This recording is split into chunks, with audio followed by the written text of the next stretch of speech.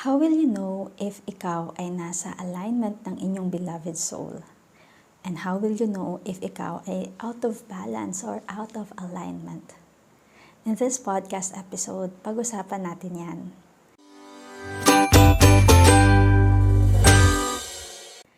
Hi, my dearest beloved. Welcome to Kagandahang Taglay. I am Glay and I am an energy healer and a soul coach.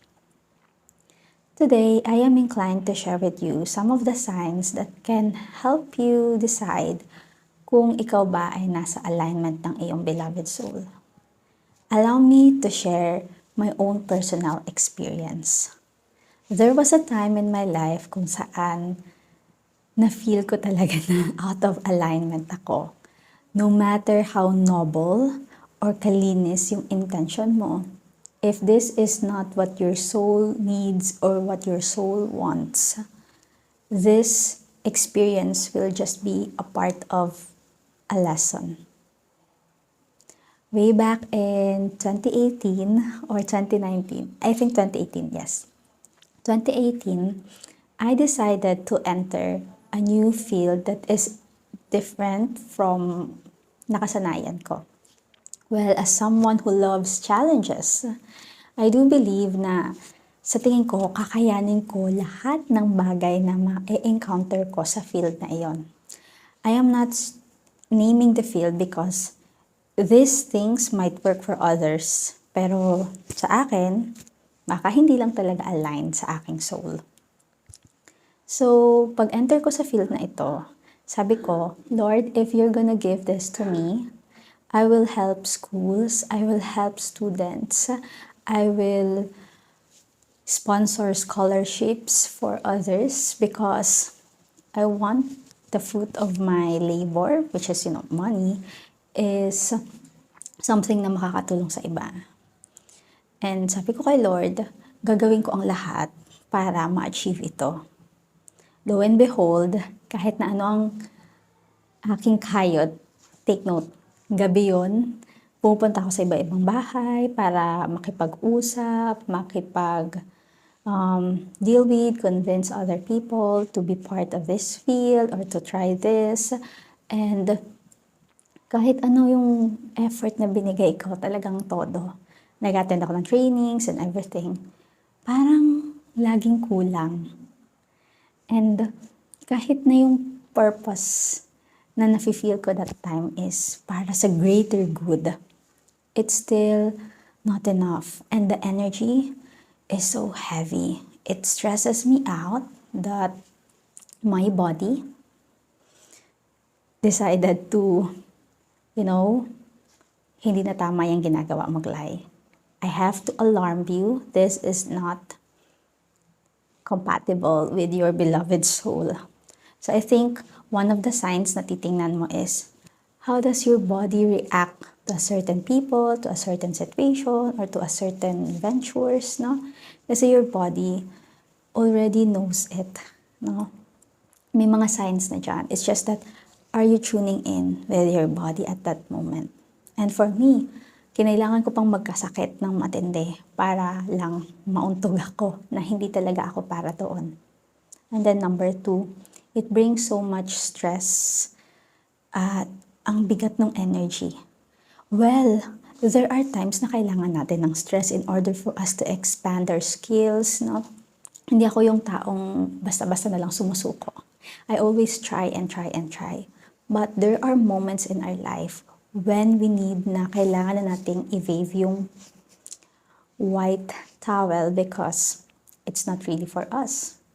And there is also grace. And sa experience kong yon, for me, it brings so much lesson. I already know kung ano yung feeling ng out of alignment. Kasi kahit ano yung kayod ko, ang hirap, ang bigat ng energy.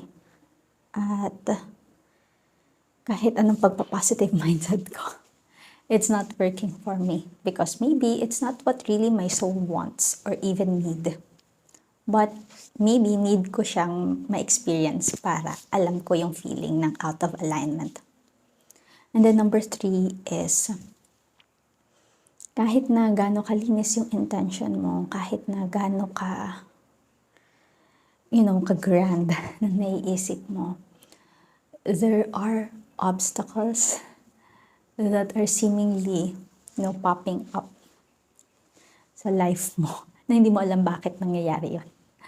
And maybe it's really God's intervention, God's redirection kung para saan ka talaga.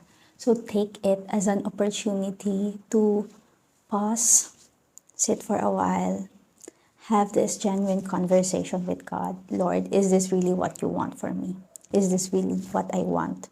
Kasi baka number 4 signs, i-check mo at the deeper intention mo. Baka ginagawa mo yon for approval, baka ginagawa mo yon for validation, or to run away from something. No? Because at that time, actually, I decided out of, deep heartache. And I think that's one of the main reasons talaga kung bakit. Kasi when I decided that I want to start this new thing in my life, my energy was not steady. And anong i-expect mo kapag ganon, di ba? So, hindi ko man sinasabing walang chance na maging okay, but I think most of the time talaga hindi magandang mag-decide when you are not in a balance and sound na part ng life mo, parang ganon. Especially with these big decisions. And with this moment, I realized na kapag chinek ko talaga yung intention ko, may halo siya, hindi siya talaga super pure. May halo siya ng pag-run away from this feeling because I want to be busy. I don't want to deal with this heartache because it brings so much pain to me. But yes, this will be another podcast episode. So yeah, those were the signs when you are out of alignment. Pero ano naman yung mga signs kapag ikaw ay aligned or nasa, tamang flow ng universe? Well, for me, number 1 is there is peace. There is peace. When we talk to God, there is a sense of knowing. There is this clarity. This comfortable and a reassuring presence that where you are right now might not be what you expect. Hindi man ito yung bagay na hinihingi mo, pero most likely ito talaga yung kailangan mo. And this will bring joy and a sense of peace to your heart. And then number 2, when you are in alignment with the divine God, with your beloved soul, you're authentically connecting and sharing yourself to the world, there is ease and grace. Yes, ease and grace. As if parang hinahain sa'yo yung mga bagay-bagay. Kailangan mo to, tapos sa dinig, boom, may darating. Or you felt a sense of magic. But it's actually God helping you, reassuring you that because you're in alignment, you are just flowing with the abundance that is available in different forms, in all forms. And that's why I think yung mga na-experience ko sometimes, parang sabi ko, parang pwede palang mangyari yun. Parang miracle. Parang miracle talaga siya kung i-share ko sa inyo yung mga bagay na yun. And sabi ko, looking back, nakaya ko yun, na-experience ko yun. Natapos ko na pala itong bagay na to, hindi ko man lang napansin. And these things are reassurance because you are in flow. You are in sync. There was no resistance. There was no obstacles. Your mind is manifesting this reality because deep inside you, you believe that you are God's beloved, and therefore as a God's beloved, you are worthy of receiving all these things. So yeah, those things are, something that tells me I'm in alignment. Another thing, the feeling of kilig, the feeling of this, positive feelings, but more on hindi mo ma-explain bakit ganon. At nakakakilig lang na ma-experience, or just by thinking about it, it brings so much gratitude in your heart and in your mind. And you know that you are supported by the divine God. There will be signs that God are connecting with you. And For me, it happens when I am conversing with other people. Suddenly, sinasabi niya yung mga bagay-bagay na sumasagot sa mga katanungan ko sa aking isipan. Or may book akong mababasa about this certain topic. Or may mababanggit yung anak ko that just parang, a zooming moment. Yes, Glay, kailangan mong tingnan to, kailangan mong pakiramdaman ito because the energy of these words are not just what it means literally. I am leading you to where you are. And it is so natural. That's why in my last podcast episode, I talk about the feeling of being in a natural state. And yes, just, saying the word natural, I felt a sense of energy flowing to me right now. I guess talking, sharing is one of my natural trait or tendency to just be able to share and connect with someone. And being in this state, I already feel grateful. I already feel the kilig, and I know that God takes care of me, takes care of everything that I need. And this feeling, wow, words are not enough to explain this, but I do hope that in whatever endeavor man ang papasukin mo,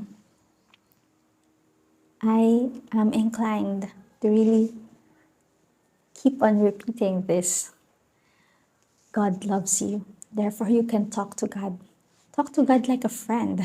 Talk to God as if hindi siya malayo, but rather nandyan sa'yo, malapit. Because God responds and God wants to also be with you. God is excited to be with you. And wow, just by saying those words, ang sarap.